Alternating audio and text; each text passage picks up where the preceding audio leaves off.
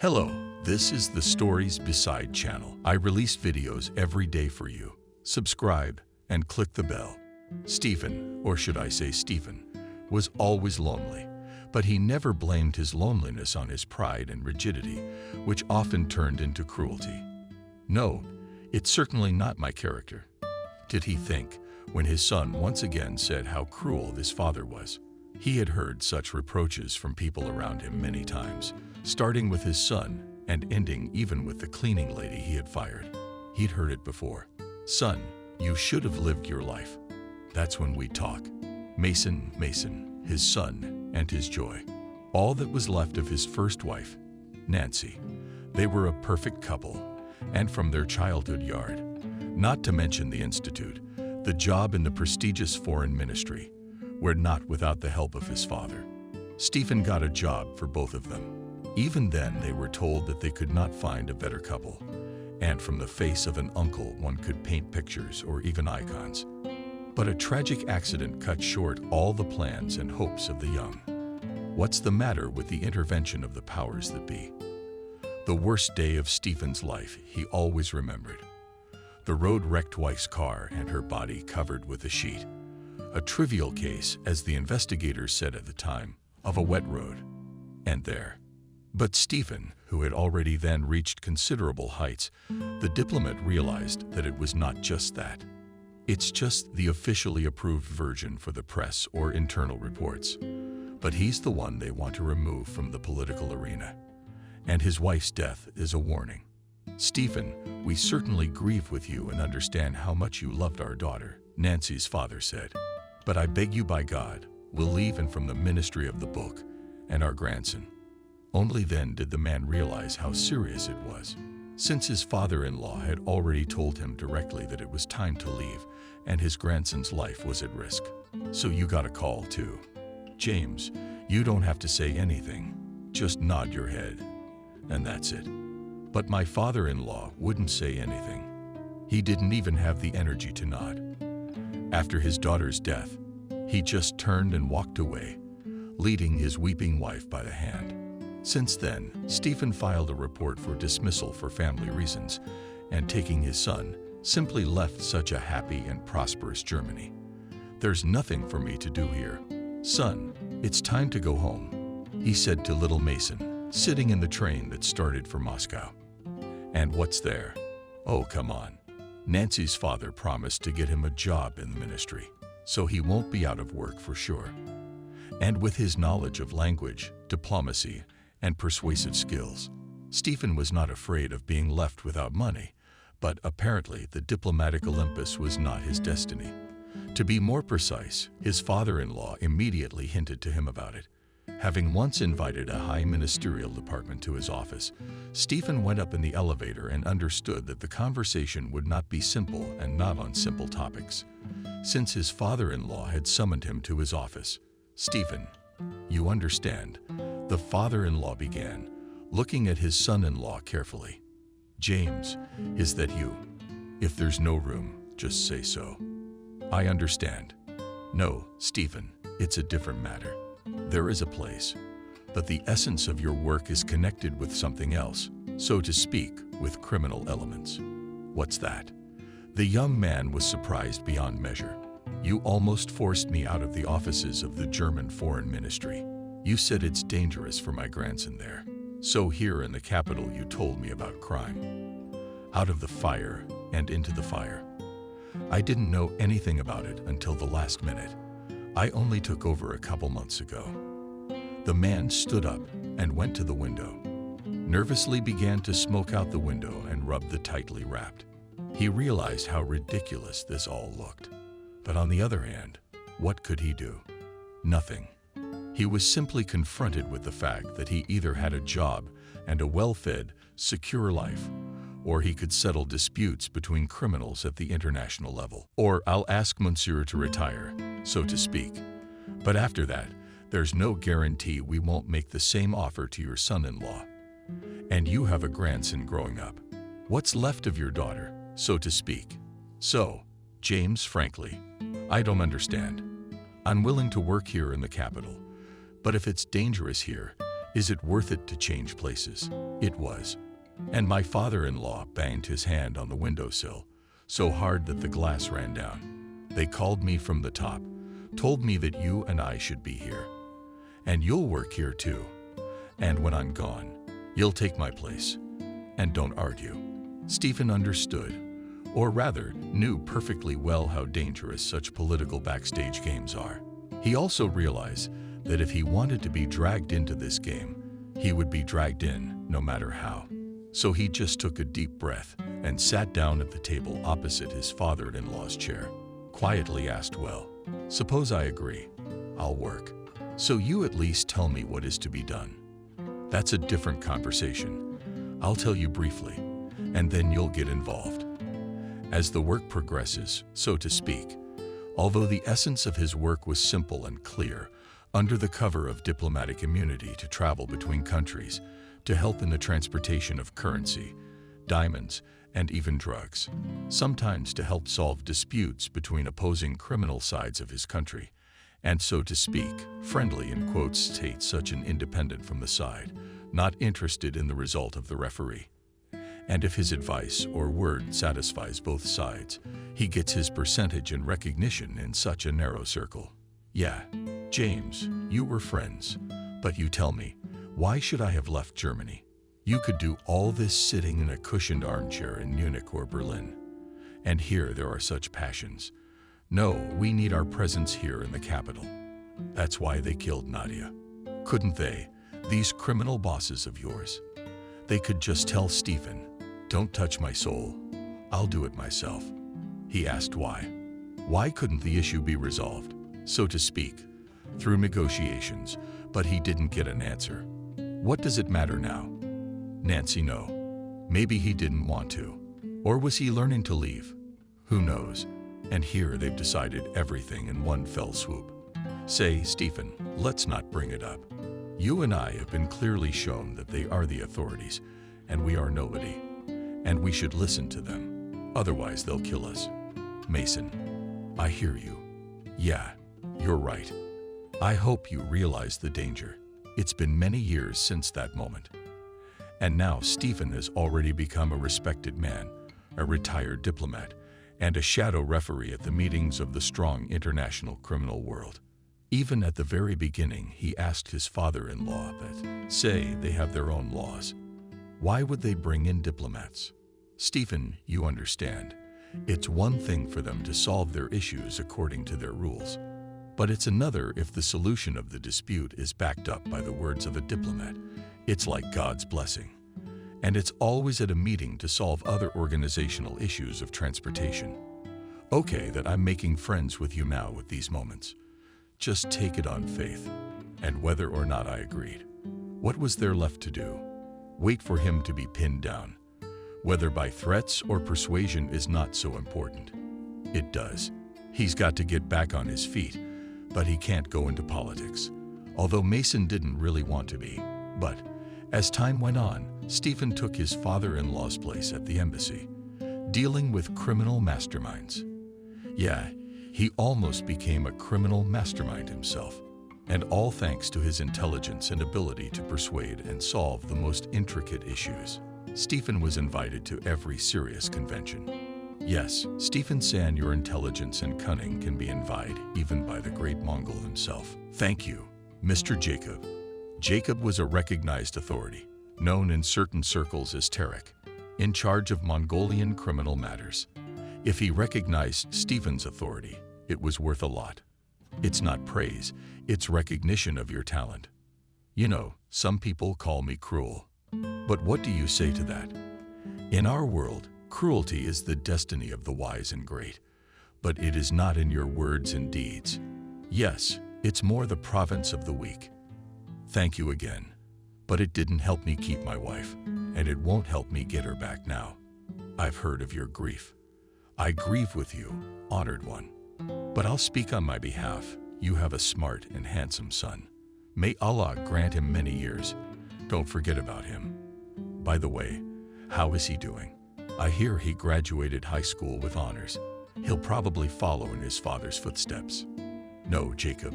He's decided to go to medical school, but he's not sure where he's going yet. But I think Allah grant him a bright path and admires authority came out of Stephen's office and wondered if behind these words are not hidden threats. Though they shouldn't. After all, the Mongol was not the kind of man to make veiled threats like that. He could be called Stephen's only friend. If the threats were real, he would have said so directly. Mason, hello, how are you? Stephen tried not to betray the excitement in his voice, but his son knew him too well. Hey, Dad, I went to the movies with the guys. What's up? No, nothing's wrong. I just called to see if you were okay. Okay, Dad, I've learned your habits. You probably got threatened again or something. Right? Stephen mentally agreed with his son. True, there had been a couple of times when he'd been threatened by people who were unhappy with the arbitration decision, and his, in particular, thieves in the law. But if you take everything to heart, you can immediately head in the noose and hang like Judas in the hay. No, he will never let him and his son be threatened. No, son, now you're wrong. By the way, you've decided on your future medical practice. Dad, I told you.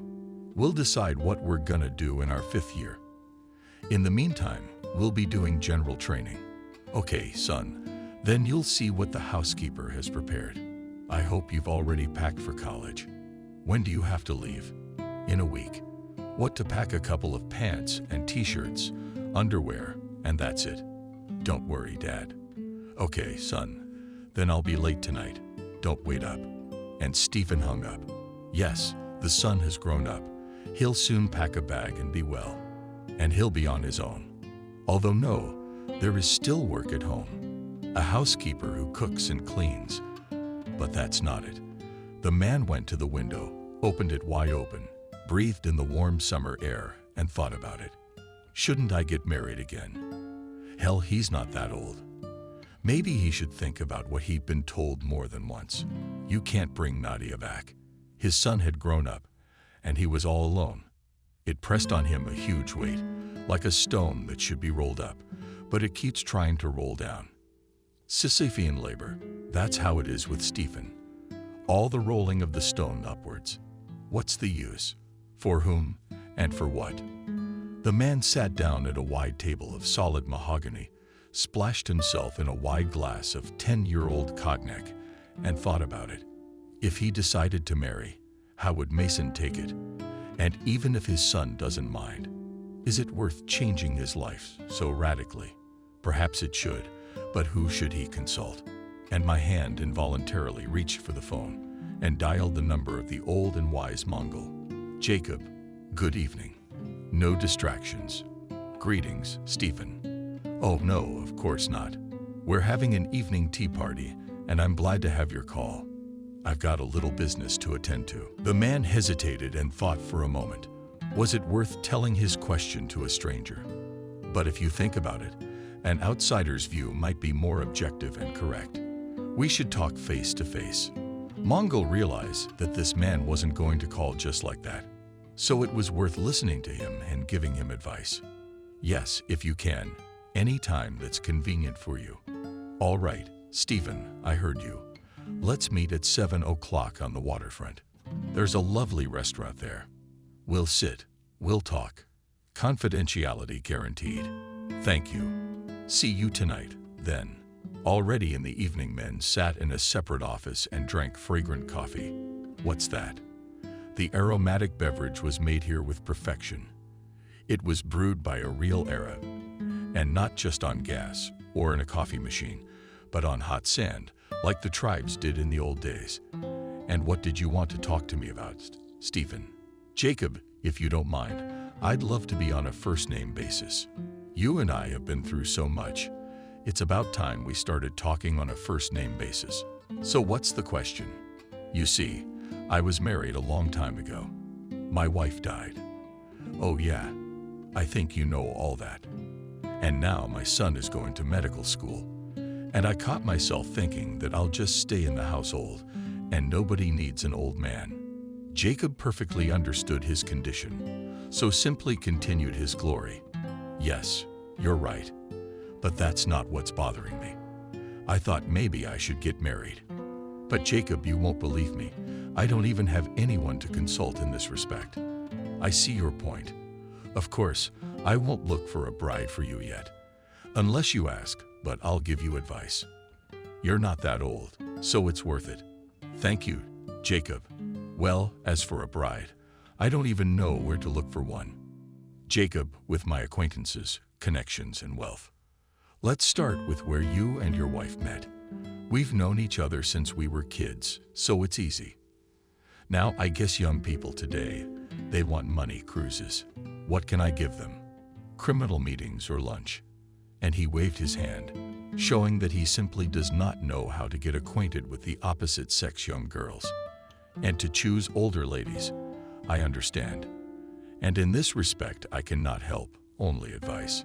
You are not so old, can find yourself a beautiful woman and create a family in relation to your son. I think he won't mind. He's an adult, he'll get married soon. And you?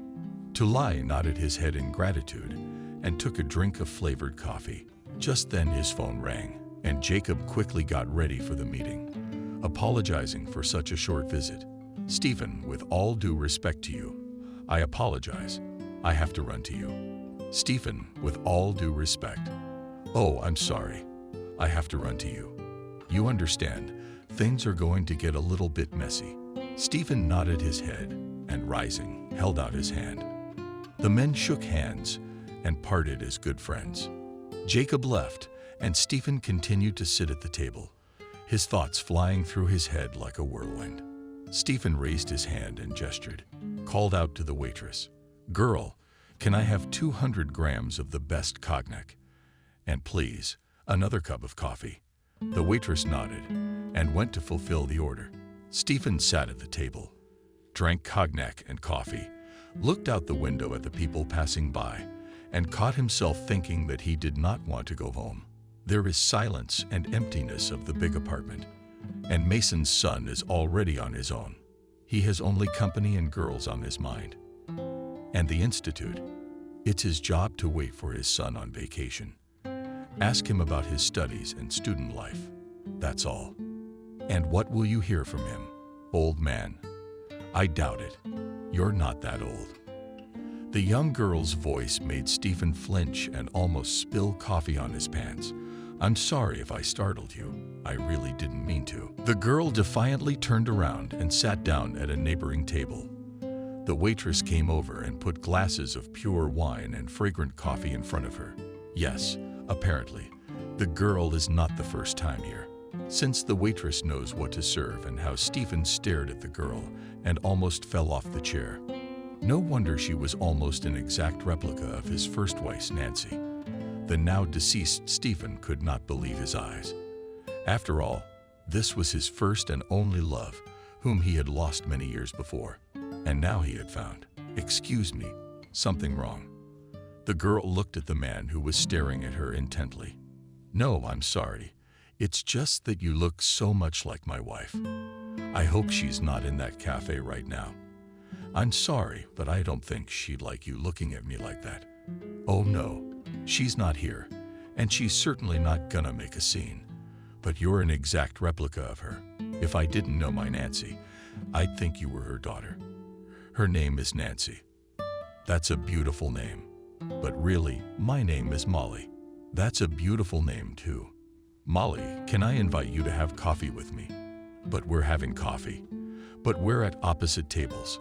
Although, if you'd like, you can sit at mine. I'd love to keep you company. Thank you for inviting me. She's a nice girl. Would you like to order something? My name is Stephen, by the way. No, thank you, Stephen. I'm having a coffee and a glass of white and clear wine. And so it began. Their amazing and fascinating communication, which gradually flowed into a closer and more trusting relationship. But that's what Stephen thought. Although at a deep level he realized that such a beauty needs his money rather than himself. And in fact, Molly Williams needed his money, his entire empire and influence. Molly came into Stephen's life, not by accident. The girl observed the life and activities of the diplomat Stephen Bracker. His son Mason and in the beginning thought about marrying him. "Molly, why do you want a son? Womanize his father and take all the money to work," painfully told Molly friend Camille. The very idea of seducing Stephen was hers. What is there to say, Molly is beautiful and not stupid with a figure. She loves money and not shy to share it with her only friend. All right, what about Mason? He's the primary heir. You realize if Stephen goes down, all the money goes to Sunny. I realize that. Then she'll just poison him first. What's the big deal? I'll help you. I'm a chemist by training for a reason. Or am I? Camille's plan was brilliantly simple and ingenious at the same time. Molly loved money and the good life, so it wasn't hard to convince her of her own idea. And if her friend kills either father or son, she will always have ironclad evidence against her. You won't pay your friends forever, but you won't want to. I'll tell the father or the son, and you'll go to jail. And I'll get recognition, honor, and respect. Molly understood that too.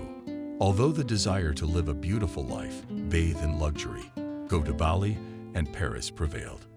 And what can I say? She thought naively, "Girl, if you do everything wisely, you can get rid of Camille in time." Molly agreed to her friend's plan. From that day on, the two conspired. All began to follow Stephen and Mason. And if with the first was more difficult, then Mason Molly laughed quickly. It came out corny and unexpected, as a friend would say. And I improvised on the spot. One spring day, things just didn't go according to plan. And Molly nose to nose ran into each other at the store. A conversation ensued with Mason. Young people liked each other and began to meet. From that moment, in the hands of the girl, streams of information about the influential father. And although the guy did not tell who his father was, but willingly shared information about his habits, where he dines, and where he likes to walk, which was more than enough for her friends. It was the information that Molly received that gave her the idea to get acquainted, purely by chance, so to speak, with Stephen at a cafe on the waterfront.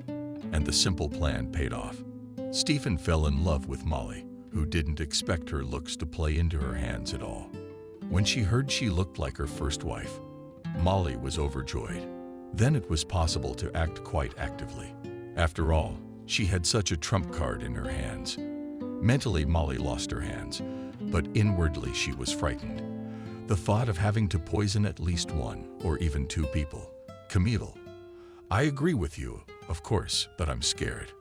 Aren't you scared of dating a father and son at the same time?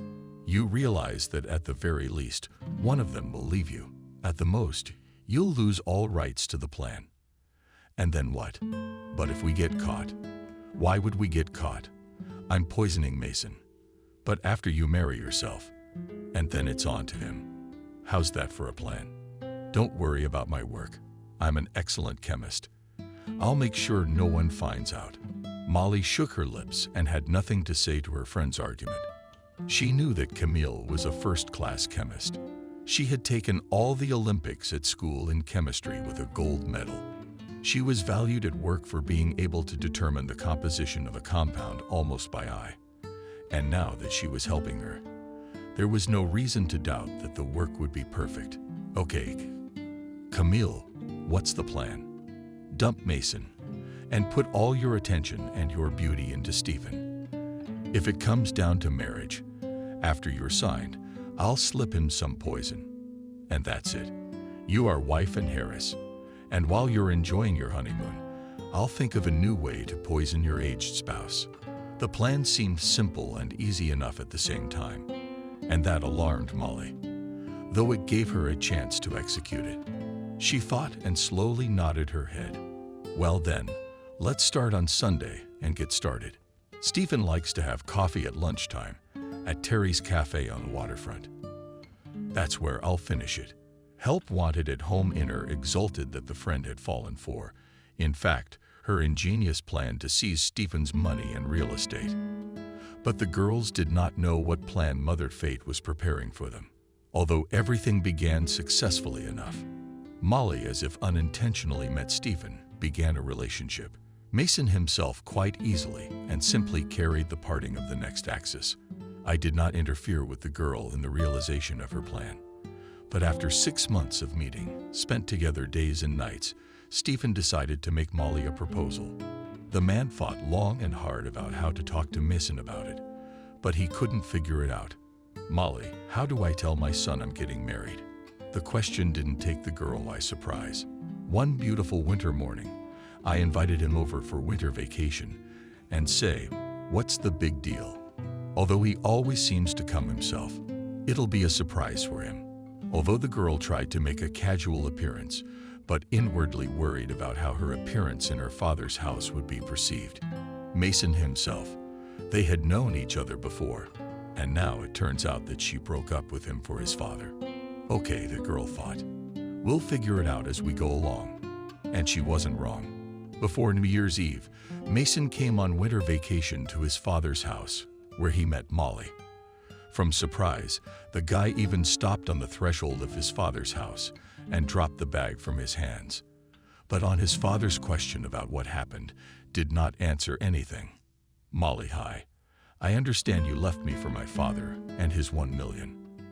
Asked the guy to the girl when he came out of his room into the kitchen late at night. "Well, how can I put it, Mason? Realize that you're his son. I found out not too long ago when I saw your picture on the mantle. But at the time we broke up, I chose him because he's mature, romantic, wealthy. I'm sorry, Mason, you're probably right. We're all trying to build our own happiness. Molly, but you do realize that my father is not young. And if anything were to happen to him, I have the entire estate. You might get some of it, but it would be a fraction of his estate. I understand. But that's not the most important thing in our relationship. I'm a first-rate translator myself, so I can earn a caviar sandwich. And I think my father will leave me something too. It may not be much, but it's enough to get me started." "That's fair, at least." Mason nodded understandingly and simply took a bottle of water from the refrigerator and left. What could you do? My father had always been surrounded by such money-hungry hotties, but once in Kosovo, he'd get them in a heartbeat. And here. And then suddenly, he decided to get married.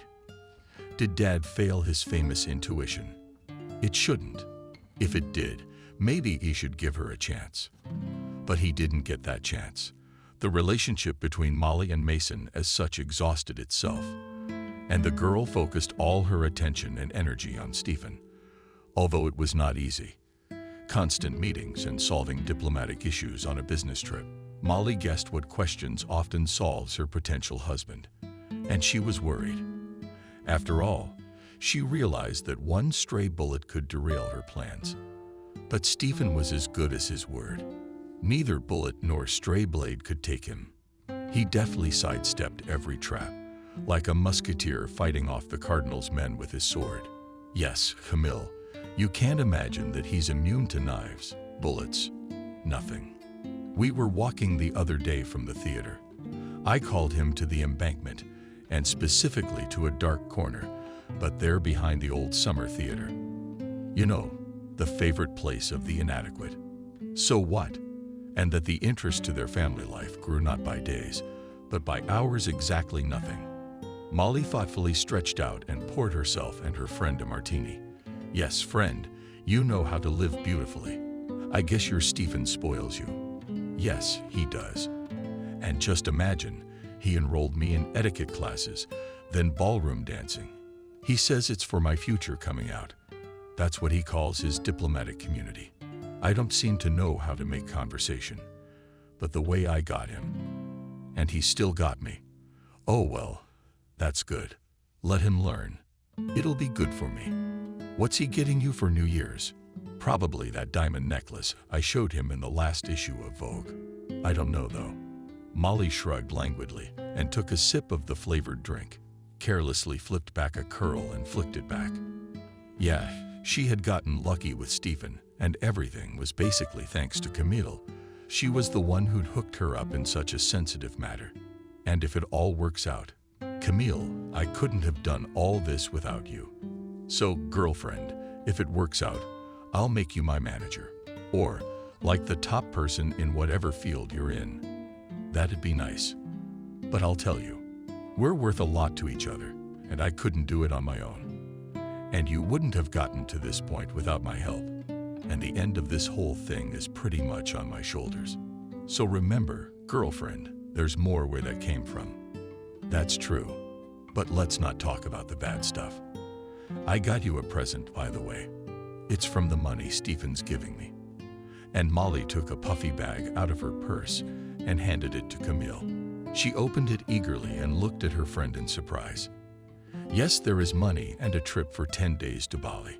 I know that you wanted to visit Bali for a long time, so I'm waiting for you in the new year, rested and full of strength for future achievements. And they hugged. Yes, the girls had no idea that their perfect plan would have the most unexpected result. But that would come later. In the meantime, each of the participants in this play enjoyed the New Year's Eve festivities and the expectation of a miracle. A month later, Molly and Stephen were riding in a car to the airport and holding each other's hands. On the fingers of the newlyweds sparkled personalized wedding rings made to order. And at that moment, the girl was the happiest. Stephen, you don't know how happy I am. I do. Happiness is mine. Your eyes are sparkling like these two diamonds. He nodded his head and looked out the window of the car park. Everything flashed before his eyes. But the man's thoughts were far away, all in business and worries. He didn't even notice how predatorily Molly looked at him, who every day wanted to kill him more and more with every minute, with every moment he lived. She hated her lawful husband for his attitude toward everything. The way he ate, slept, spent money not always on her whims. What was there to do? Molly asked herself, only to wait until Camille arrives, until the opportunity arises and Mason stops by in his Porsche on spring break to her father's house, when she can pour poison on his plate.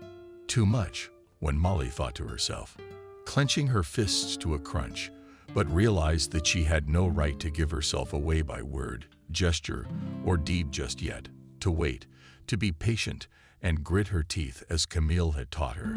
If her friend had her looks, she could do a lot of things. Molly, what do you want for New Year's Eve? I remember you showed me a necklace from a magazine, but you know, it's out of stock. It's not that it's out of stock. It's just that you have to pre-order it. It'll take a long time, and I'm afraid you won't have a present for New Year's Eve. No, there will be a gift, but you'll have to discuss it with me. Just please don't interrupt. Molly put her hand on his palm and gently squeezed her husband's fingers. Let's agree as follows. You place an order for this necklace, and on New Year's Eve, you just give me a bouquet of roses, and that's it. Are you sure? Stephen looked at his wife uncomprehendingly. He didn't expect that. In fact, he had never had a girl like Molly. Any other girl would have thrown a tantrum. Like, give me presents, like 3 times as much, and here it's just like this. But okay, if he wants to wait, let him wait, and he'll revise the gift as he sees fit. Yes, darling, I'm a sensible and prudent girl, so I don't want to spend my husband's money for nothing. As well as to spend his future inheritance, Molly thought to herself, but didn't let it show. She really didn't want her husband to spend a lot of money on anything. Though a diamond necklace is not a damn thing, but a very profitable investment, which can always be sold as needed. So I'll wait. Stephen looked askance at his wife and smiled. Look at her. She didn't demand anything. That's why he appreciated the gesture. Already near the house, the husband gave his wife his hand and helped her to get out of the car, closed the door, and put the car on the alarm. The evening passed quietly and peacefully. Probably too quiet and peaceful, Molly said to herself under her breath. Take it from under the blanket. Husband Ivan locked himself in the office again and solves his own archly important issues. Nothing, soon all this will be over. In the meantime, it is worth enjoying a quiet and peaceful life. After all, if everything planned will come true. That night Molly had nightmares. Camille and Stephen, who for some reason were asking for help, were trying to catch her by the arms. Molly, wake up. Molly cried out and sat up on the bed, feeling cold sweat running down her back. Scary dream. Stephen, I'm scared. I beg you, don't leave me. I lost you in a dream. And it wasn't even there. They called me and asked me for help. Don't worry, my girl. I won't leave you. I'll even get you from the other side. He wanted to say he'd protect her even from the dead. But it came out like this. Freudian slip. A lot of people would say that. But as it turned out, the man's words were prophetic. A week and a half later, just before Christmas, the family gathered around the big table. Molly and Stephen, Mason and Camille, who had become almost like family in this house. Mommy, here's a present for you. And Stephen held out to the girl a small printed box. Oh, what's in it? And the girl began to quickly tear open the beautiful wrapping. And when she opened it, there was no limit to her surprise. Stephen, it's a gorgeous gold set. Yes, I'm sorry, of course. It's not the one I ordered for my wife. But oh, you don't have to worry. I'm so glad. I've never gotten a gift like this before, and I don't think anyone ever will. But I also have a gift for you and your son. It may not be as lavish, but it's made with no small amount of respect and a piece of my heart. And Camille took out from a large bag 2 packages, holding out to Mason and Stephen. So this is interesting. What's the big deal about these packages? Mason began to apply the soft wrapping with interest and was simply lost in guessing what could be there. The guy realized that with a salary to give something expensive and exclusive she cannot, but also frank fake or obscene will not offer. But when he opened it, to say that he was surprised is to say nothing. White-colored scarf, tied from the finest and fluffiest thread. It was long enough to wrap around his neck several times. Wow, Camille.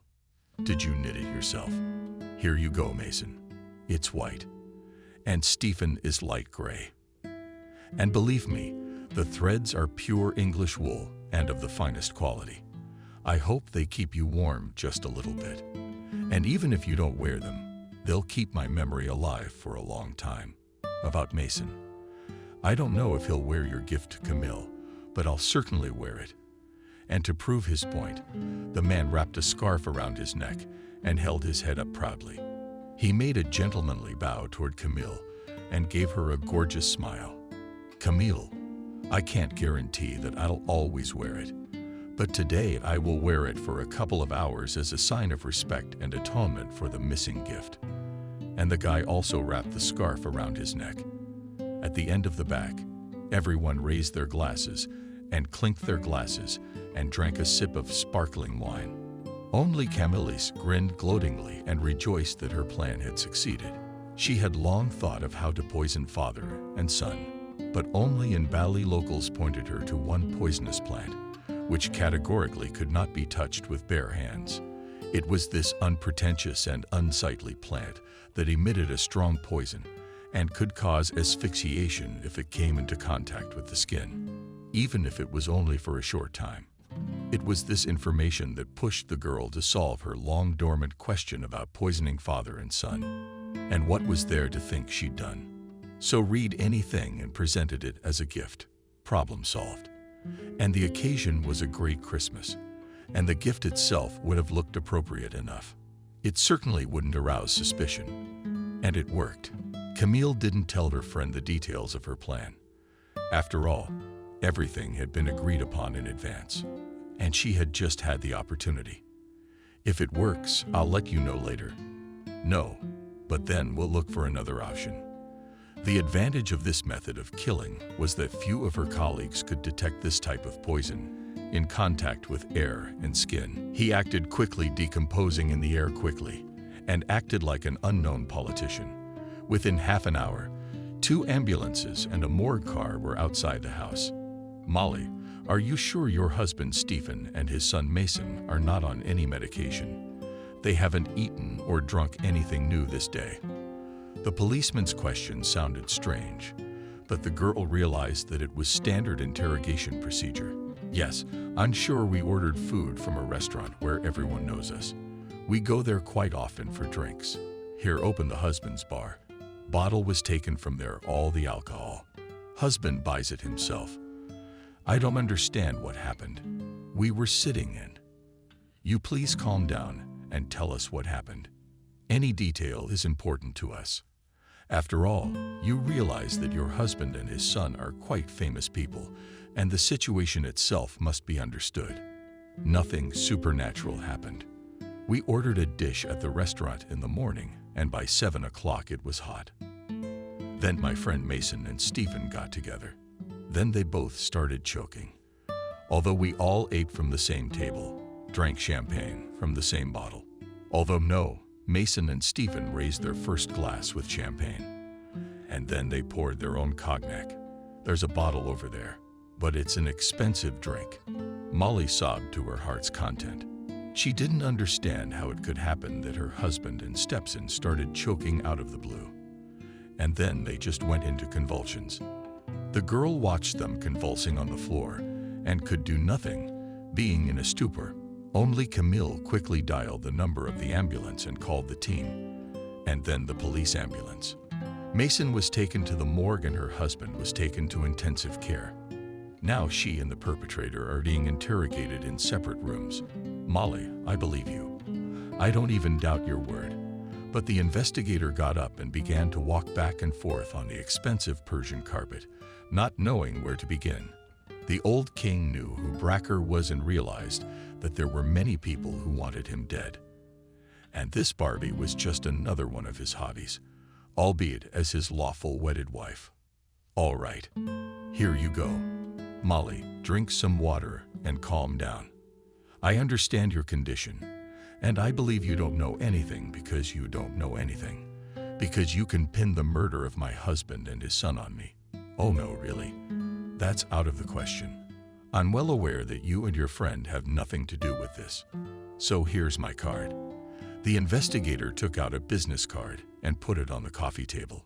If you remember anything, please call me at any time of the day, and I will also keep you in the loop. He gently stroked her shoulder and left the room. There was nothing for him to do. After all, it was already clear that Molly did not benefit from the death of her husband, nor did she benefit from the death of her son.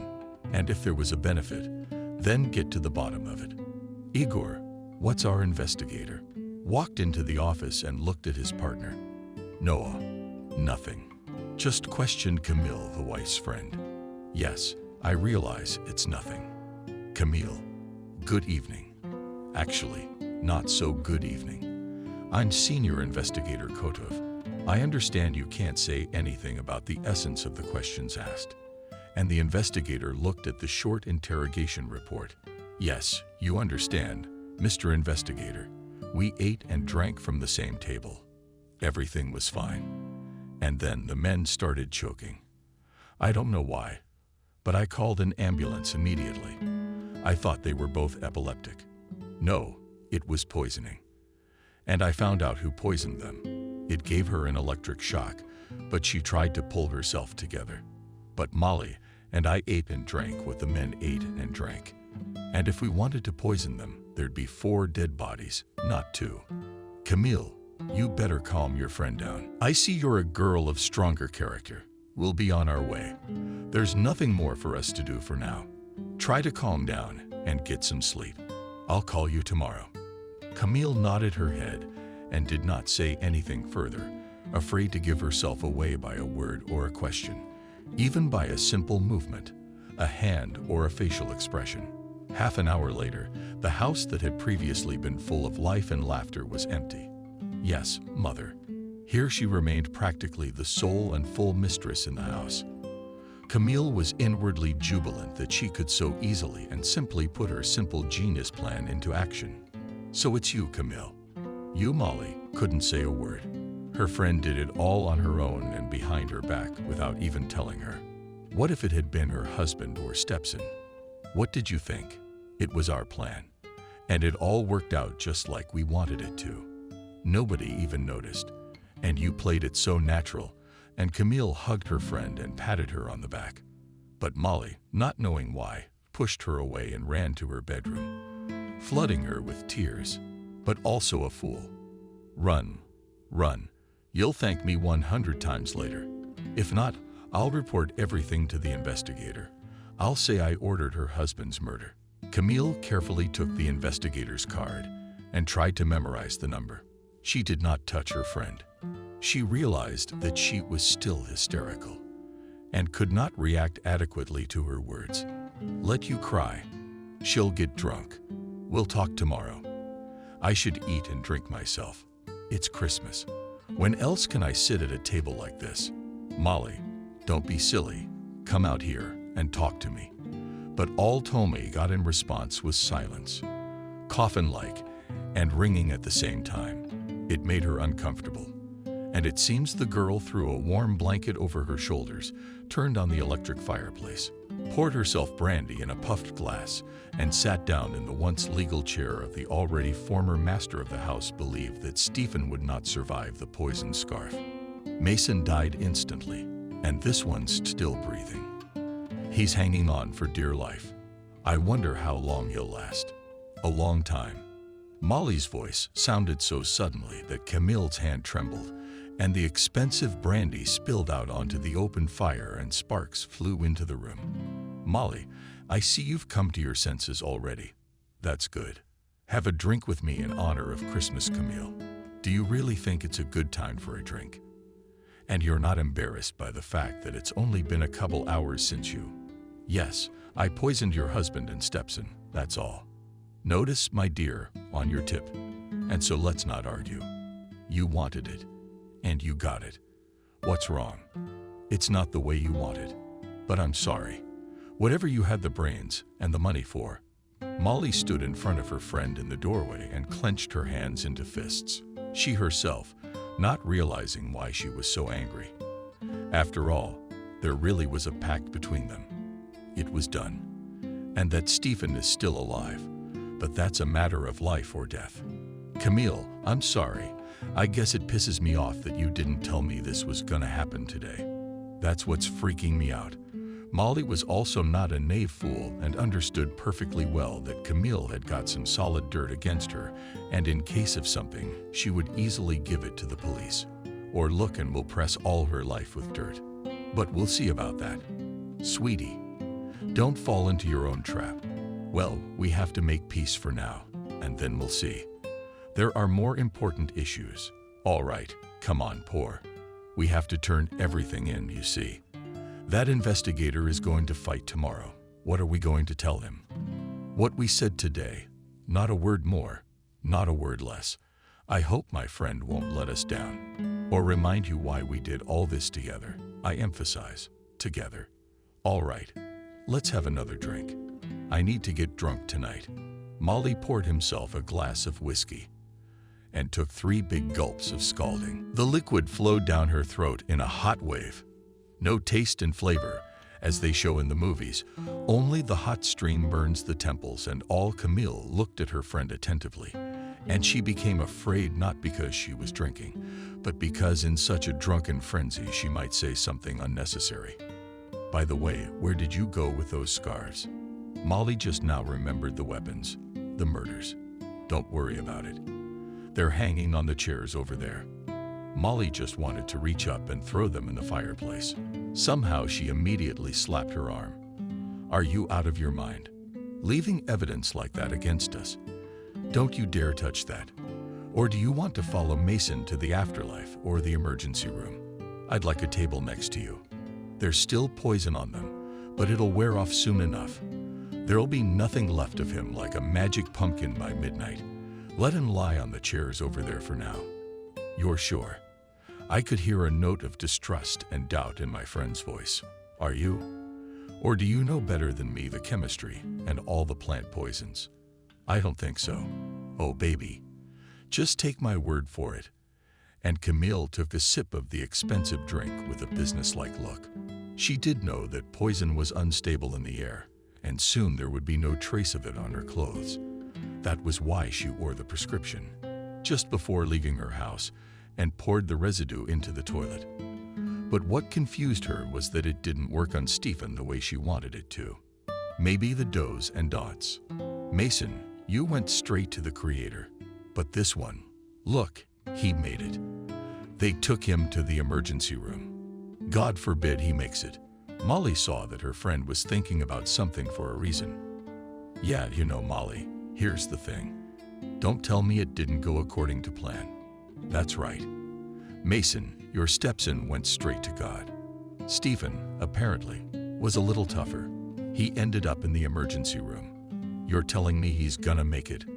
I don't think so. It'll take time for the doctors to find an antidote to whatever got into his system. And even if he doesn't die, you're gonna have to decide on the spot, aren't you? Camille, and how do you envision that? Tell me something. You go to the hospital first thing tomorrow to check on your husband, like a decent and loving wife, and watch on the spot. And then you tell me, well, Molly took a sip of brandy and nodded her head. Emotions somewhat moved to the background, giving way to logic. Molly realized that since they had started this case, they had reached the halfway point.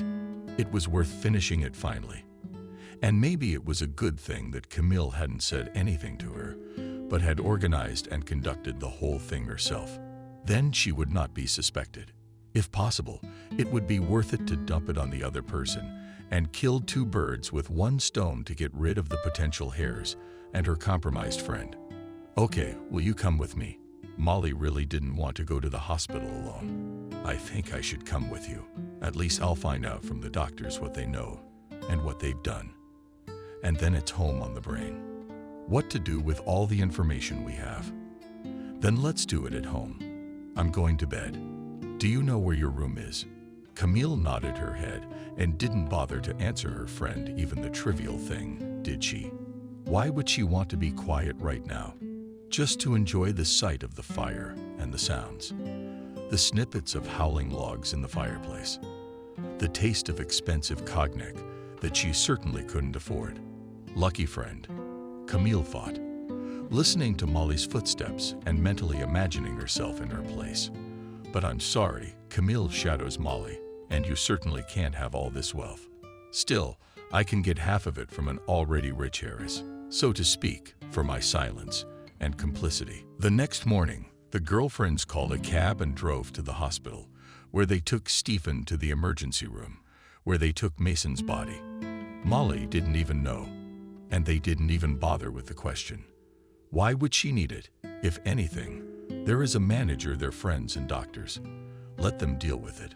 But it worried her. After all, she had never worked with poison brought back from vacation before, so she wasn't quite sure if the doctors would find its residue in Mason and Stephen's bodies or not. But thank God, it was all right for her.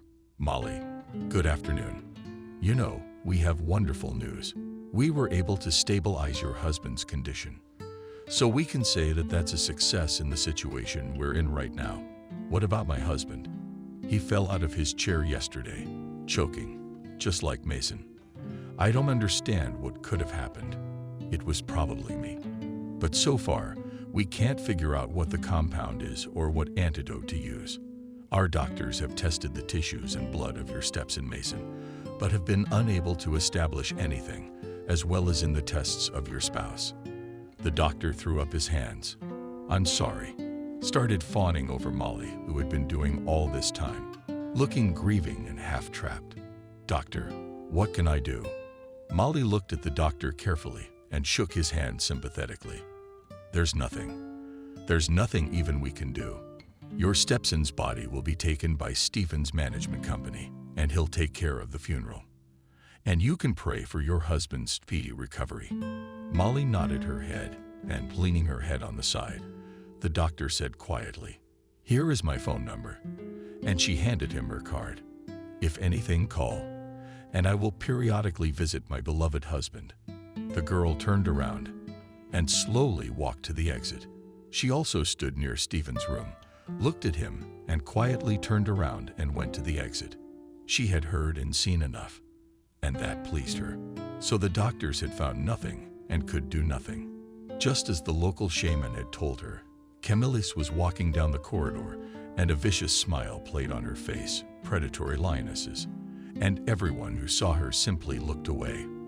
There's not much of a psyche going on. Already in the car, Molly looked carefully at her friend and quietly asked Camille, "What do you think?" Nothing, it's fine. And they didn't recognize me. That's good. It means they can't find an antidote. But I don't like the fact that Stephen's in a coma. Means the poison didn't fully affect him. Or the dose was low. Do you have any more of that poison? No. Everything I brought back from Bali has already been used on your husband and Stephen's scarf. Now we can only hope he doesn't come out of his coma. But he may not. A day, a year, a decade. He could. And imagine, people can be in comas for 20 years, but I can't wait that long. Don't do anything yet. Wait, and then this.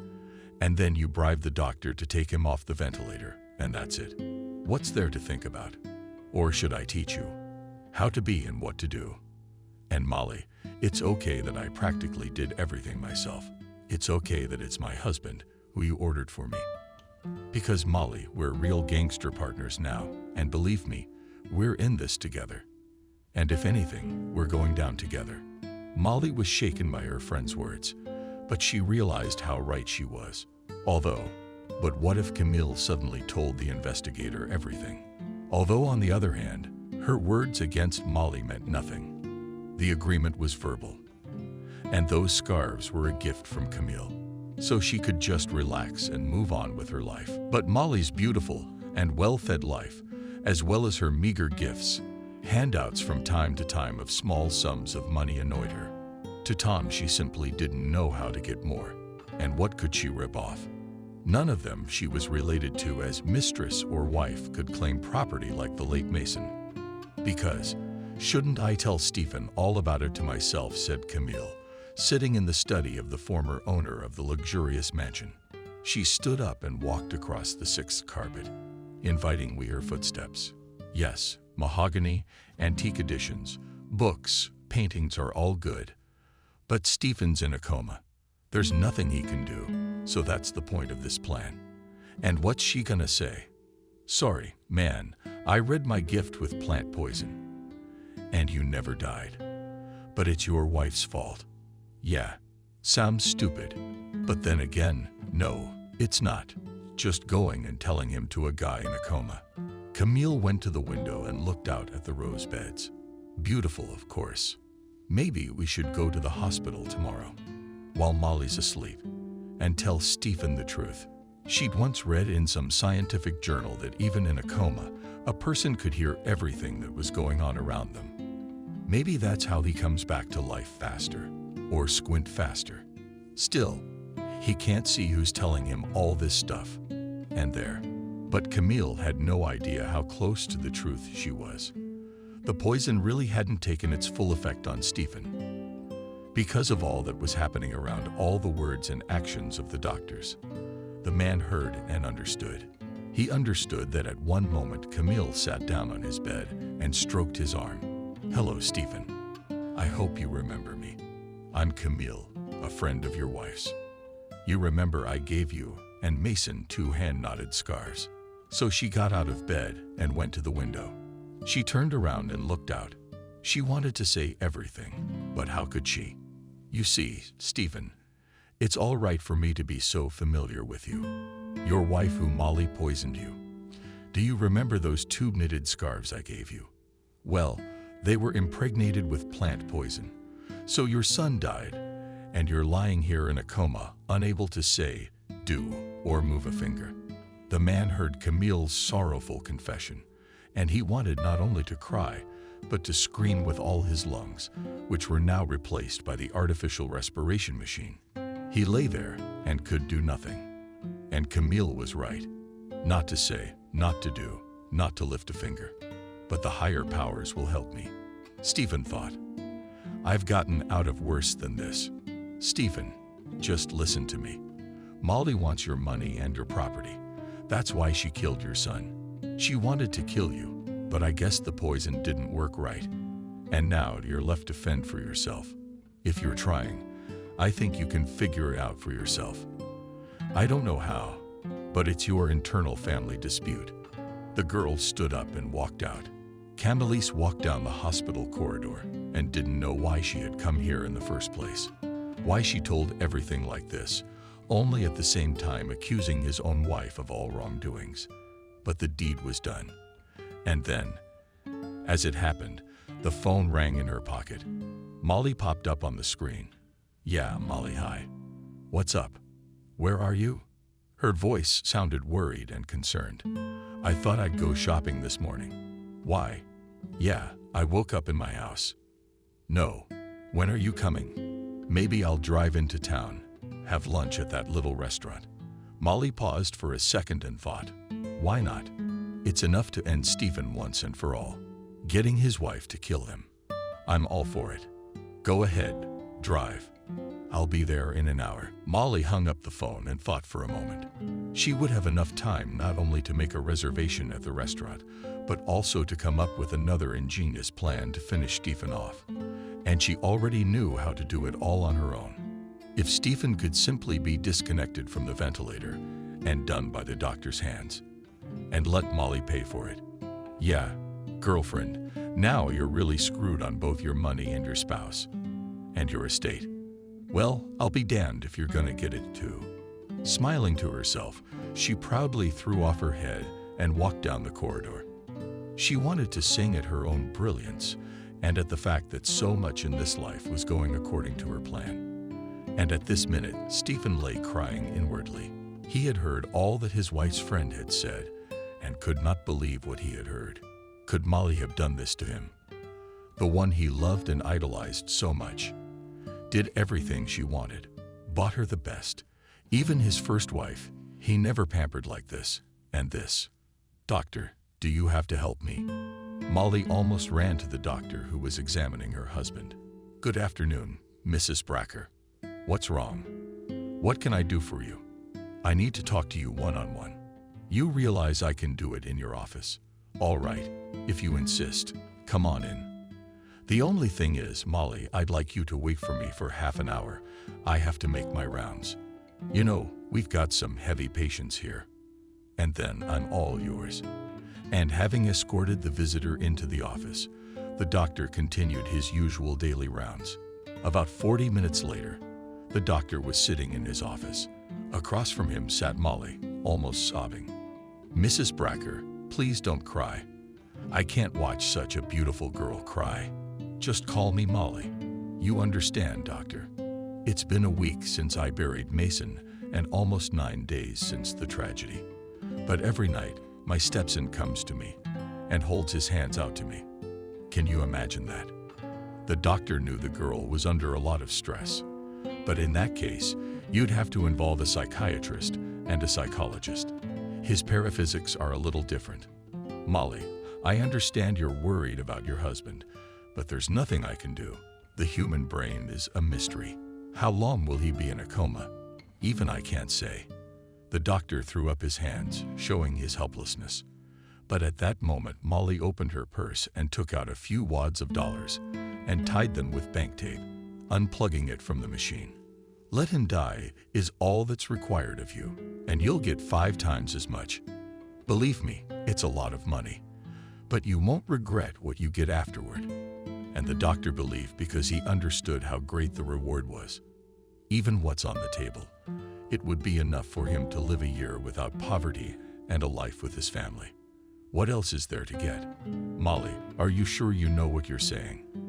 This is your husband, isn't it? I know he is. And I also know that it's in your power and my will to make sure that he passes away, so to speak, reunited with Mason on the other side of the world. Molly, but you're not dealing with an ordinary man. This is Bracker. They say the devil himself protects and guides him. I don't believe in God or the devil, so I just have to take legal rights as a widowed heiress, that's all. But the doctor's thoughts were interrupted by a knock at the door. And immediately, without waiting for an answer, a nurse entered the room. She had no face on her. And apparently, she could justify her behavior. Igor Vasilievich, our patient is awake. Bracker has regained consciousness. It's a real miracle. Igor Vasilievich barely had time to cover the money with a magazine and immediately cast a glance at Molly. There was no face on Bracker's wife. and it wasn't that surprising. After all, it's one thing to order her husband's murder, and another thing when he came to his senses. Molly thought the same thing. For from that moment on, her plans were ruined. But what followed was something no one expected. Quickly into the room. "Molly, are you with me?" "Yes, of course I am." "I mean, it really is such a miracle. My husband practically came back from the dead. The doctor and the nurse were walking fast enough, and Molly was practically on her feet. And how could she not be worried? You never know what's going to happen next." But then it did. "Doctor, good afternoon." Stephen looked at the doctor and the nurse, and his gaze fell real in the corridor, and watched from behind the glass at him. "Molly, probably call the police, and have my wife come in here. I have a statement to make." "Stephen, are you sure you need the police right now?" "Yes, in principle. You as a doctor and here is a nurse as a witness. You can record my words, or rather, statement, pleas in my death, or rather, a failed attempt to kill me and the murder of my son. Blame my wife, Molly, and her friend Tom. I don't remember her last name." "Do you know Molly's last name?" The nurse gave the doctor a quick glance, and when he nodded, she left the room. She gestured down the hall to Molly's room, and without waiting, she rushed to the post to answer the phone. Nurse Victoria had not expected such a turn of events in this tangled story. Although, on the one hand, the wife's attempt to become a widow is a classic of the genre, while she called the police in the ward in full swing, there was a conversation, or rather, how to say, a silent battle between Stephen and Molly, witnessed by the doctor. "Molly, is there anything you want to tell me?" The look in her husband's fallen gray eyes trilling into her eye sockets. "No, but only that I'm glad you're awake like this, and it's a credit to Father. Stephen, I went to the temple, but the one near us, and I ordered a service for my repose." Stephen said it so loudly that Molly and the doctor jumped on the spot. "Stephen, don't talk nonsense. Please, I didn't ask for any repose, just for your health. And don't look at me like that." "Molly, how should I look at you? I've been told by a higher power that my murder is yours." "That's not the point, and don't even think about arguing." "Stephen, how do you figure that?" "Well, I hope you haven't gotten rid of those 2 scarves Tom gave you for Christmas." And then Molly had the thought that Camille had told him everything. But how could she? That bitch. She knew she'd take it. Yes, she'd tell her husband. But even if she did, how could he hear? After all, according to the doctors, he was in a coma the whole time. These thoughts rushed rapidly through the girl's mind, but Molly was not as experienced as her husband, and all this was reflected on her face. "So I'm right." Stephen's voice was no longer so loud, but even in the silence of the room, it sounded like a judgment.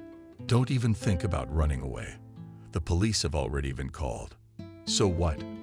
And then 3 investigators in civilian clothes and 2 uniformed policemen entered the room.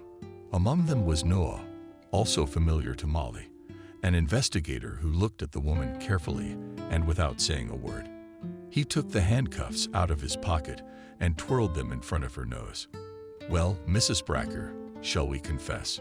She was no longer Mrs. Bracker, but just Molly Williams, who had so cleverly managed to get under my side.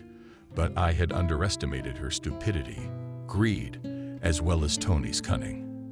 Good thing it all came out in such an unexpected way. Stephen tried to raise himself on his elbows, but his strength was not yet sufficient, and he returned to his former position with a heavy sigh. The doctor wanted to help, but the man raised his hand and stopped him. "Not worth it, doctor, Mr. Investigator. I take it." And he looked at the men in civilian clothes. "Yes, that's right. I'm in charge of your case, no. Remember the old Soviet movie? Yeah, same rank. Captain Stephen, I'm glad you've come back to life. But you're weak. Maybe we shouldn't say anything yet. Testify.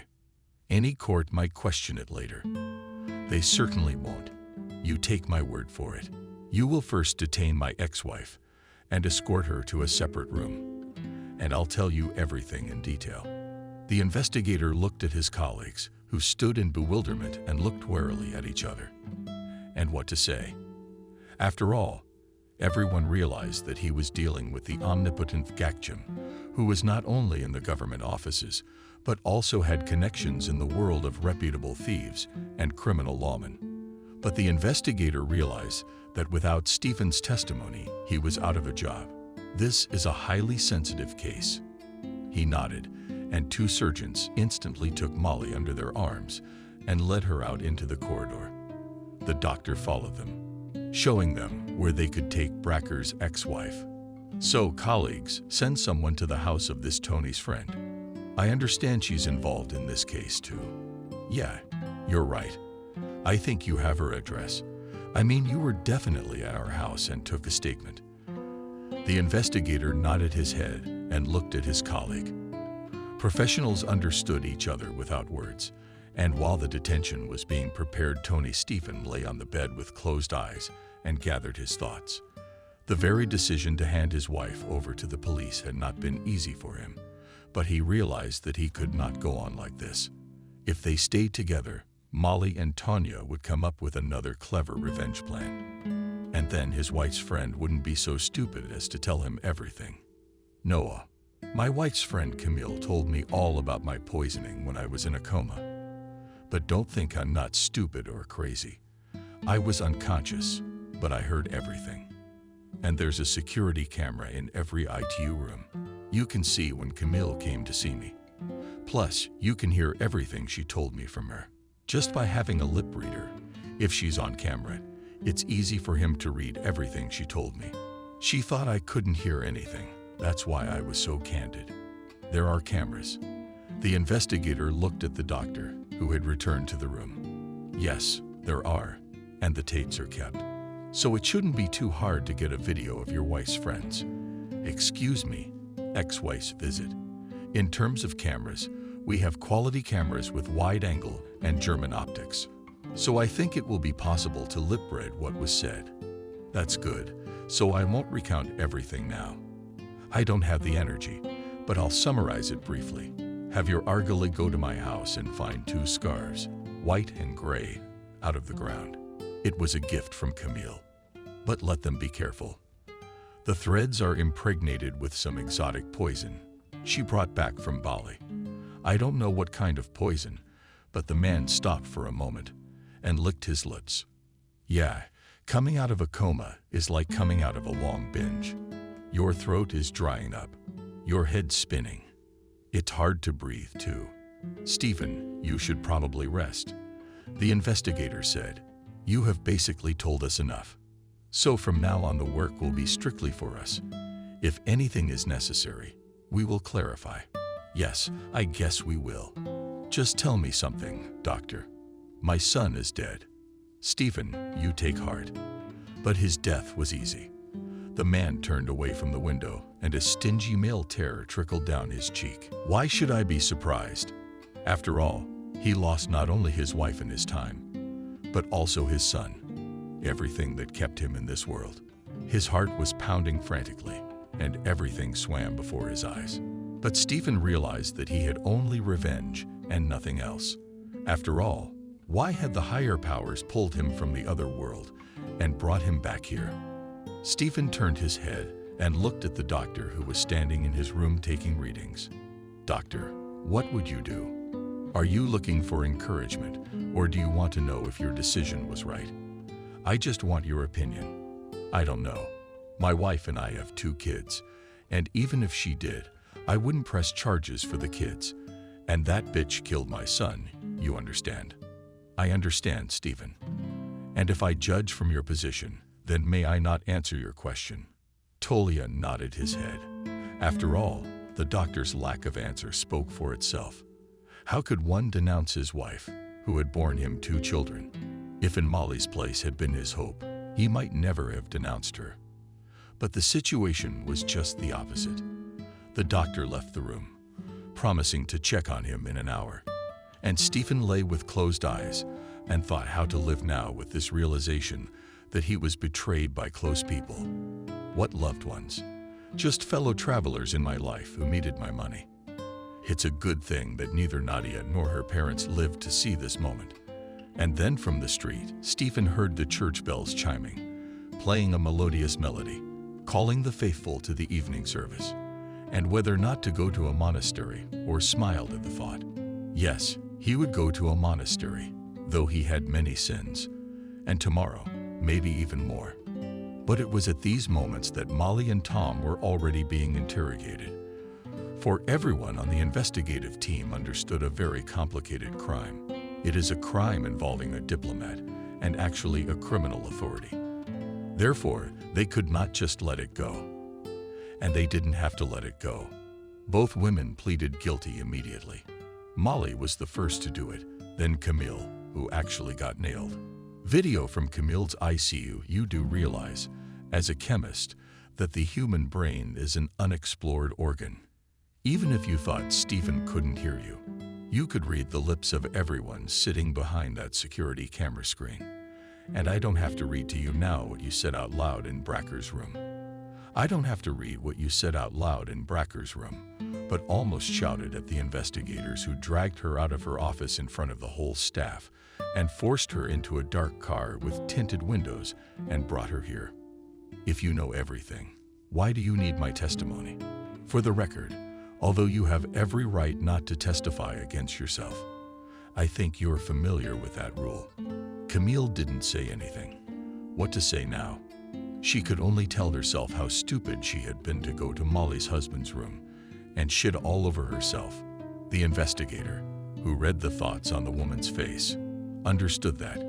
Although on the one hand, the investigator understood perfectly well that often people are characterized by such rash actions that come out sideways, where it is necessary to sign. Camille understood perfectly well that now she could not get away, and cooperation with the investigation could ease her fate. What's in it for me? A lot depends on who was the organizer and who was the actual perpetrator. And I'm guessing your role in this poisoning is the executor. And then it dawned on her that she might not escape from the clutches of the investigators, but she could significantly reduce her sentence. She threw a quick glance at the investigator and began to say, "You see, it was Molly who put me up to it. Promised me a position, a manager in her house, money only on condition that I would send her husband away, but I would not just send him away, but so that no one could identify the poison. You understand? Before New Year's, she gave me a trip to Bali, but the locals there showed me a poisonous plant, and you decided to use it. Please note, Mr. Investigator, that was Molly's idea. It was her idea for the poison-soaked scarves, by the way. She kept telling me you couldn't buy an expensive gift for my husband and son, but a personalized scarf would be perfect. But I repent to her promises. Besides the position, manager, what did she promise you? Mr. Investigator, I'll tell you everything, but you tell me what I'll face." Camille belittling. She looked at the investigator, who was rubbing his pen and thinking about her question. No, of course. Camille could not go as an organizer of this murder, because in any case she will go on the case as an executor, and it is already a lesser term. You see, Camille, you are not the organizer in this case. But since we have one dead body and one attempted murder, you'll still get time. Molly will go down as an organizer, and that could be life in prison. Camille clamped her hands over her mouth and almost shrieked at the whole office. No, spare her. She doesn't want to go to a life sentence. But the investigator decided to put even more pressure on Molly Gakjan's friend. I've stated my opinion, but you understand, Camille. The sentence itself is only half of the case. You know very well who Bracker is. You realize that if you do it right, you still have a chance to get out of prison in the prime of your life. And the wrong way. The crime lords can avenge you for their comrade. Camille bit her lips nervously. She was feverishly pondering the investigator's words. She knew perfectly well that if the criminal authorities found out that she had caused Mason's death and the tragedy with Stephen, she would not live for 24 hours in a cell. What can I do to prevent a tragedy? You have the right idea, Camille. And one, tell me everything from the beginning in detail. And believe me, I'll take the officer's word for it. And I'll make sure Molly's guilt is taken into account. Maybe even get you off the hook, although I can't guarantee it. Of course, I'll try to make sure your sentence is either suspended or minimal. Thanks for that." Camille breathed a sigh of relief, realizing that she could get out of this very story, into which she had been drawn by greed and the desire for easy profit. Camille looked away. She realized that her future depended on how well she was going to get it right. "You can guarantee me that if I do go to jail, I won't be killed in the dungeons. I'll do my best." And the investigator was as honest with her as possible, although as a professional he knew perfectly well how unrealistic it was. To conceal anything in the criminal world, especially related to Stephen, was impossible. It's like hiding cheese from a mouse, which will find the treat by smell. But it was worth a try. "You tell it like it was, and I'll try to get it on the record." And the investigator supported his position in court, but that didn't help Tony much. The court sentenced her to only 5 years in prison for aiding and abetting murder and attempted murder. But even that sentence, she was glad. After all, it was not the term the court had given Molly, 18 years for the murder of her stepson and the attempted murder of her husband for personal gain. Molly sobbed and struggled behind the bars in the courtroom, tearfully praying and complaining that her friend Camille had put her up to it. But the jury and the judge were adamant. "What can you say about killing such an honorable man? Molly, you say you were beaten up by Tonya. But how could she influence you? How could she sway you to do such a thing? But you know, Molly, I'm sorry, but I've seen a lot of things in my legal practice, and I've seen a lot. In your situation, though, I just don't understand. How could she influence you? A smart and beautiful girl. Confuse. No. Bribe her. No, she's not related to you. She doesn't owe you money. Why did you do it? Stephen would have left you some part of his inheritance, even if not all of it." Molly only lowered her head and, burying herself in her palms, burst into tears. The girl realized that at her age, 18 years in prison is a sentence, and the most painful. What will happen when she gets out? No family, no apartment, no girlfriends, no husband. And her age is not the same. It's her beauty that makes her public. It remains only to go to the monastery, to beg for alms on the porch. This was understood by Stephen, who at the time of the trial of his ex-wife has already come out of intensive care and was undergoing rehabilitation in a private clinic. At first, the man wanted Molly to be put on the airplane, the first cell to local comrades to do with her. But after thinking, he gave up this idea, asked the criminal authorities not to touch her. "But how can it be? She killed your son, attempted to kill you, and therein lies my brilliant plan for revenge. I realize that Molly will be fine in the zone with some guard or doctor. And believe me when I tell you, it'll be years away. So in." And Stephen twisted his arm, showing that Molly's sentence might not be what the court had determined. And every criminalist understood that. "And if I could ask you for one thing, bring me to the sentencing hearing." "Stephen, what do you want?" asked him by a Turk, an old friend of his. "I honestly still feel guilty about that advice to get married and not to put a cross on my family happiness. And it turns out, what? Jacob, but you didn't give me Molly, and you didn't marry her. It was my decision." "That's true. But I still feel bad for you, man. And right now, I don't think you should go to Tarek's trial. I want to look into the eyes of the bastard who killed my son." He nodded, and without saying anything, went out of Stephen's room. The very next day, when Molly was to announce the verdict, under the hospital stood a car with tinted and bulletproof windows, and waiting for Stephen. Tarek himself sat behind the wheel and nervously knotted his fingers on the steering wheel. He, of course, did not like the very idea of a friend driving to the trial. But as a father, he understood his condition. Tor opened the passenger side door and sat down next to the driver, looked at his old friend, tried to squeeze out a semblance of a smile. "Well, friend, let's drive. You're my driver today, and I'm your passenger. No, you're a crazy friend who needs my support. And the rest of you, don't worry about it. I made sure the verdict was announced without the ears of reporters and profit seekers. But keep your cool. Do you doubt otherwise? The great Mongol Jacob shook his head and gave a gasp. Indeed, when Stephen entered the courtroom, there was no one there except the prosecutor and the secretary. Yes, what money can do. All it takes is a coin call, and everything falls into place. A loyal court and no reporters. But the one in the courtroom creaked zeros. The massive oak doors. The man turned his head and saw first the escorts, and then Molly, who was being led in handcuffs, quietly walking across the parquet floor. She was walking with her head held high. But when her gaze fell on Stephen, Molly commanded and began to gulp nervously for air. "Get me a doctor. I'm not feeling well." And it wasn't stage. The girl's face was whiter than the wall. She didn't expect to see her ex-husband in the courtroom. Her lips were ringing and her legs were shaking. The escort was not weak, both physically and morally. He quickly took her under his arms and escorted her to the bench. "Sit here. I'll call a doctor." He radioed for a doctor to come to room 13. Stephen stood still. He looked carefully at the once beloved woman who only wanted his money. The man slowly approached the bars and, standing a couple steps away, spoke. "Here, Molly, we meet. How are you doing behind bars? And you thought the other side was good? No, I'm alive. And don't you worry, you'll live to do your time.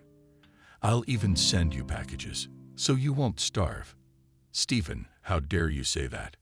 It's all Camille's fault. She definitely talked you out of it. And it's all on me. It wasn't my fault. It wasn't your fault. You let me die. We never would have done anything without you. You'll be in the same colony. Let your friend remind you of me for a few years. And when she gets out, will she send you letters for packages? I don't know. I don't think she'll have enough money to support you, but I'm certainly taking care of her. After all, I owe your friend. She told me about your perfidy. What kind of poison did you give me? You wouldn't dare take Camille into our home." Molly choked with despair. Her friend had essentially outplayed her. "No, honey, I can, and I will. She'll help me around the house, and I think she'll serve me like a faithful dog. And sometimes, I hope, she'll tell you in letters what's going on at home, how I'm living. You want to know, don't you? You don't dare do that." The girl's eyes poured with anger. Stephen did not say any more. Smiling, he walked away and sat down on a seat in the front row. He had said what he wanted to say. And in time. For at that minute a doctor and 3 judges entered the courtroom, whispering nervously about something. But when they saw Stephen in the courtroom, they stopped their debate abruptly. "Where is the patient?" The doctor looked at the girl and realized that the one most likely increased pressure will have to give an injection. "You please, you see she's being escorted in. I'm not going behind bars. I need to take her blood pressure and give her an injection." The escort looked at the chief judge, and when he nodded in agreement, he led Molly out of the bars. "Well, the girl's blood pressure is high. I'll give you that." The doctor took out syringes, a needle, alcohol, and an ampoule of the drug from his backpack. He started to prepare the injection. "Come on, girl, please put your ass in front of me. Let's give you an injection." When all the medical procedures were completed, the judge called the doctor and quietly asked, "We can continue the session?" "You know, I wouldn't do that if I were you. If time and circumstances permit, reschedule it. The patient has really high blood pressure. She doesn't need any unnecessary stress right now, unless you want to bring her to an early demise. The judge has decided to adjourn for 3 days. I'm mentally berating myself for authorizing Stephen Bracker's visit. But what's done is done. I mean, in that situation, it was unrealistic to refuse such a man. After all, his wife was on trial, albeit a suspended ex-wife. But on paper, she's still his legal wife. The judges postponed the trial. The verdict was never announced. But Stephen rode in the car back to the hospital and rejoiced. His son was embarrassed, if only a little. And Molly, they'll get what they deserve. Should I or shouldn't I take her in? No, Stephen, are you serious?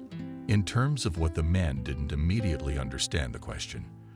but in terms of taking her in, I can. You're a smart man, but do you think I'm a complete idiot? No, I'm sorry. But you told Molly so convincingly in the courtroom that even I believe you. That's good. Then she believed it too. So the plan worked. About how she's gonna live her life after she's done time. Let's believe it. People like that don't go to waste. But maybe not at home. But your ex-wife, she's not gonna last. I don't know. Unless prison and local comrades teach her how. But trust me, I'm not in the mood for that right now. Mongol was driving. He wanted to ask his friend what he would do next. But the question wouldn't come out of his mouth. Why are you so quiet? Friend, you're judging. I'm not God to judge. You better tell me what you're gonna do next. I don't know. Right now, I guess I'll have to get healthy first, then clean up my son's grave. And then maybe I'll travel. My late Nancy loved to travel, but I guess it wasn't her destiny. To see Paris. What else did she want to see? I thought you were in Paris. You told me so yourself. Believe me, it wasn't the same. Now I think I'm gonna buy a backpack and a tent and a professional camera and travel. At least let there be pictures of me. If I couldn't keep my only son safe. And tears ran down Stephen's cheeks. He didn't understand how this could happen. After all, always considered himself strong and restrained such that will definitely not show his emotions. And now here it is. You cry, my friend, cry. It's okay. You don't have to be embarrassed. And he took a sharp turn toward the waterfront. They shouldn't be going anywhere right now. They just wanted to stand and admire the water and nature. Having stopped on the embankment, Mongol got out of the car and looked around. It was a beautiful place. A gazebo, swans, a cafe nearby. Stephen, come on, go outside. Let's go help their feet in the river to feed the swans. And grab a bite to eat. What's at the local diner? It's been a long time since I've just sat around eating cheburiks and drinking from a big mug of beer. You're a persuasive man. Stephen wiped his tears and got out of the car. He took out a bottle of water and handed it to his friend. I need to wash my face on my hand. I don't want to go into an establishment like this with red eyes. Let them recede a little, and then already on the beer, and streaks in the face with cool water. Stephen and Mongol stood on the shore and watched the swans swimming gracefully, how they sit and chortle. Between themselves on the shore, fishermen with fishing rods, how children run around in the sand. Life goes on, despite the grief of every person in this world, big and small. So let's go for a beer, friend, and let the world wait. Turning around, they walked into a local establishment and were pleasantly surprised. Everywhere is clean and well thought out. The interior is good wooden furniture. Appetizing smells were coming from the kitchen. A smiling Uzbek in a white apron deftly swept the crumbs off the counter and nodded his head in greeting. Good afternoon, dear ones. What do you want? Today you can order delicious cheburiks. Wow. And how do you deal with beer? Better in the city. Here is a choice, and the Uzbek showed his hand to the gingerbread sticking out of beer barrels behind his back. Then 3 cheburiks to your taste and a beer each. Also to your taste, sir. And my friend and I will each take a hand and take a seat at that window over there. And the Mongol pointed to the outermost table. The order was fulfilled quickly, and the dish was excellent.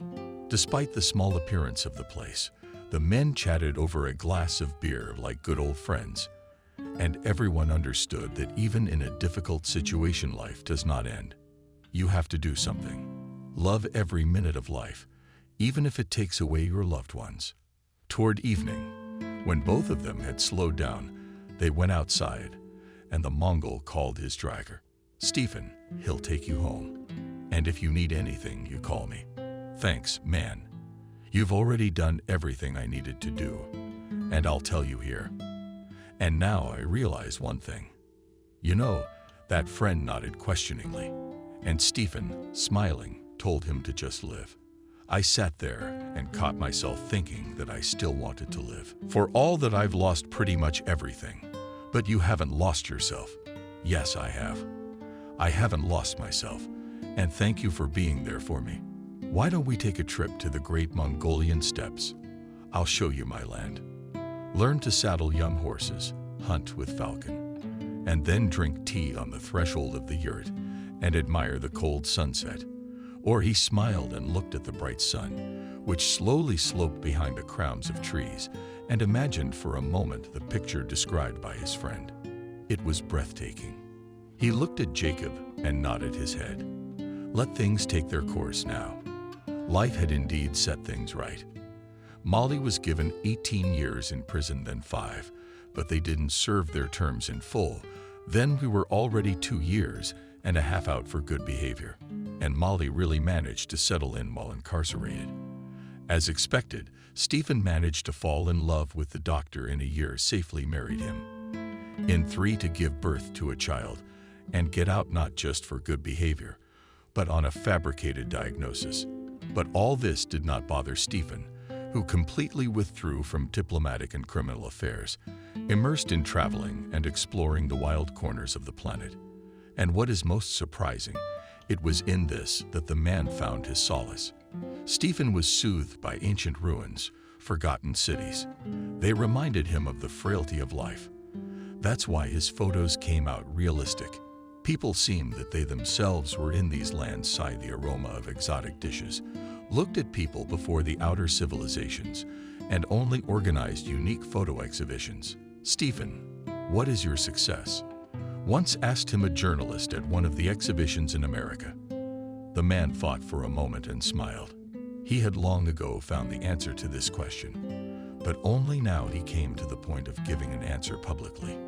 You know, or rather you don't know, but in each of my photos I try to find an image of my son. It could be his favorite tree or flower, or a boy who looks like him, or maybe a boy like my Mason was when he was young.